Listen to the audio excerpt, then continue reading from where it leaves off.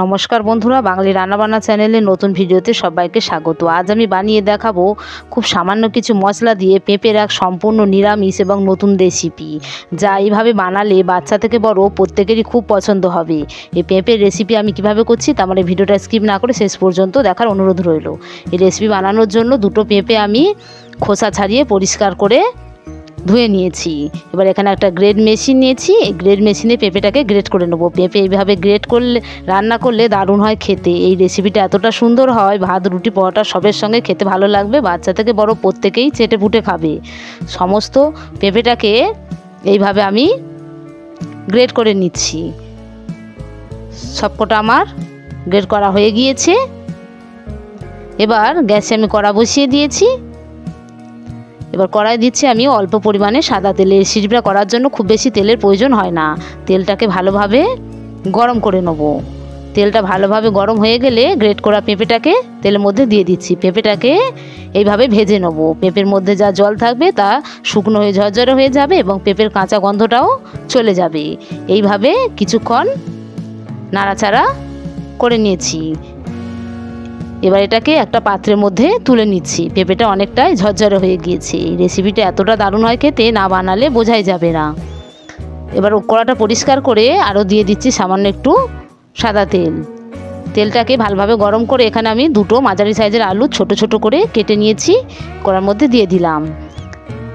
পেঁপেটা যেহেতু গ্রেট করা তাই আলু ছোট ছোট করে কেটে নিতে হবে। আলুগুলোকে ভালোভাবে ভেজে নিয়েছি। এবার একটা পাত্রের মধ্যে আলুগুলোকেও তুলে নিচ্ছি। আলুগুলো মোটামুটি ভালো করে ভেজে নিয়েছি। এবারে ওই তেলের মধ্যে দিচ্ছি অল্প একটু পাঁচ ফোড়ন, এক চামচ সাদা ও কালো সর্ষে, আর দিচ্ছি একটা তেজপাতা আর চারটে কাঁচা লঙ্কা। সম্পূর্ণ কাঁচা লঙ্কাতে আমি এই রেসিপিটা করব। আর দুটো পাকা টমেটো ছোটো ছোটো করে কেটে এর মধ্যে দিয়ে দিলাম। এবারে টমেটোটাকেও ভালোভাবে একটু ভেজে নেব। এবার এর মধ্যে দিচ্ছি অল্প একটু আদা বাটা। আদাটাকেও একটু ভালোভাবে ভেজে নিতে হবে। এই রকম নতুন নতুন রেসিপি পেতে যদি আমার চ্যানেলে নতুন হয়ে থাকেন তাহলে চ্যানেলটিকে একটা লাইক সাবস্ক্রাইব করে রাখবেন। কমেন্টে লিখে জানাবেন আমার এই রেসিপিটা কেমন হয়েছে। ভালোভাবে টমেটোটাকে ভেজে নেওয়ার জন্য ওপরে একটু লবণ দিয়ে দিচ্ছি, তাহলে তাড়াতাড়ি টমেটোটা সিদ্ধ হয়ে যাবে। যারা পেঁপে খেতে চায় না এইভাবে বানালে তারাও চেটে পুটে খাবে। এবার এর মধ্যে দিচ্ছি অল্প একটু জিরার গুঁড়ো, অল্প একটু ধনের গুঁড়ো, আর দিচ্ছি সামান্য একটু হলুদ। খুব বেশি হলুদের প্রয়োজন হয় না পেঁপের তরকারিতে। এবারে অল্প একটু জল দিয়ে মশলাটাকে ভালোভাবে কষে নেব। ভালোভাবে মশলাটাকে কষে নিয়েছি। এবার ভেজে রাখা পেঁপে ও আলুটাকে এর মধ্যে দিয়ে দিলাম। আবার পেঁপে ও আলুটাকে ভালোভাবে মেখে নেব। পেঁপের আমার আরও রেসিপি চ্যানেলে দেওয়া আছে, চাইলে এটা দেখে নিতে পারেন। এবারে অল্প পরিমাণে জল দিয়ে দিচ্ছি।